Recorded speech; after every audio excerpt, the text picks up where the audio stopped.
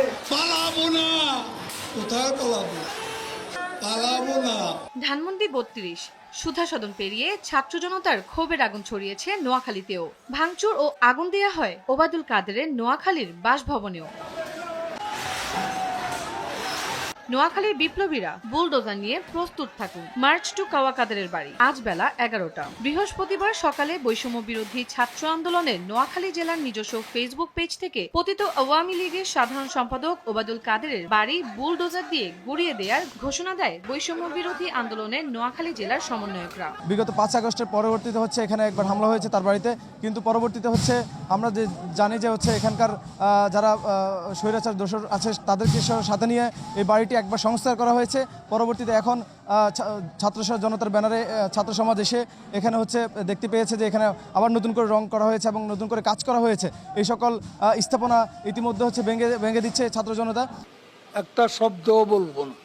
সারা দেশে শিক্ষার্থীদের ওপর হামলা ও উস্কানিমূলক বক্তব্যের জন্য হাসিনার পর অন্যান্য নেতাকর্মীদের শীর্ষে ছিলেন ওবায়দুল কাদের। ওবায়দুল কাদের কাওয়া কাদের নামেই বেশি পরিচিত ছিলেন। পালাবো না, কোথায় পালাবো, পালাবার পথ পাবো না।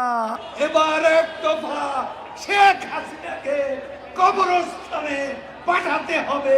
ওবায়দুল কাদের ওরফে কাওয়া কাদের প্রতিবার প্রতিশ্রুতি দিয়ে কথা না রাখলেও নোয়াখালী সমন্বয়করা যেমন ঘোষণা তেমনই কাজ করেছেন। বৃহস্পতিবার তার বাড়িতে চলছে ছাত্র জনতার এমন ভাঙচুর। ছাত্র আন্দোলন এবং ছাত্র আন্দোলনের যে বক্তব্য, ছাত্রলীগ সহ তার জবাব তারাই দেবে। দুপুর ১টায় কোম্পানিগঞ্জ উপজেলার বসুরহাট পৌরসভার ১ নং ওয়ার্ডের বড় রাজাপুর গ্রামের মিয়াবাড়িতে হামলা চালান তারা। এ সময় তাদের নারায়ে তাকবীর কাওয়া কাওয়া স্লোগান দিতে দেখা যায়। বিক্ষোভকারীরা জানায় এত বছরের রাগ ও ক্ষোভের বহিঃপ্রকাশ ঘটাচ্ছেন ছাত্র জনতা। এই যে পুরো বাংলা গত ১৬ বছরের মানুষের জমানো ক্ষোভ বিক্ষোভ, আজকে মানুষ তাদের এই যে ভাঙচুরের মাধ্যমে তাদের ক্ষোভগুলো প্রকাশ করতেছে। বিগত ১৬ বছর পুরো বাংলাদেশের মানুষের উপরে নির্মম অত্যাচার করেছেন, এমনকি তারা পুলিশ এবং তাদের দলীয় নেতাকর্মীদের মাধ্যমে তাদের ভিন্ন মতে যারাই ছিল প্রত্যেকের উপরে দমন নিপীড়ন চালিয়েছে। স্পেশালি কোম্পানিগঞ্জে এই যে আমরা যদি বলি ছাত্র শিবিরের ৭ জনকে এই যে আব্দুল কাদের মির্জার নেতৃত্বে শহীদ করা হয়েছে।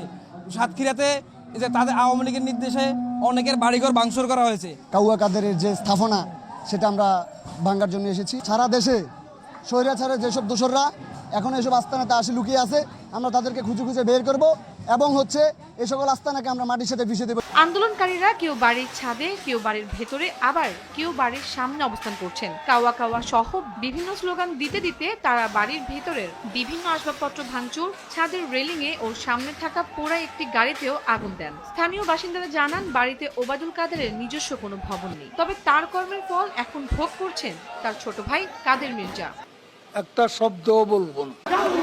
তন্দ্রা তারণ্য, দেশ টিভি, ঢাকা। পালাবার পথ পাবো না।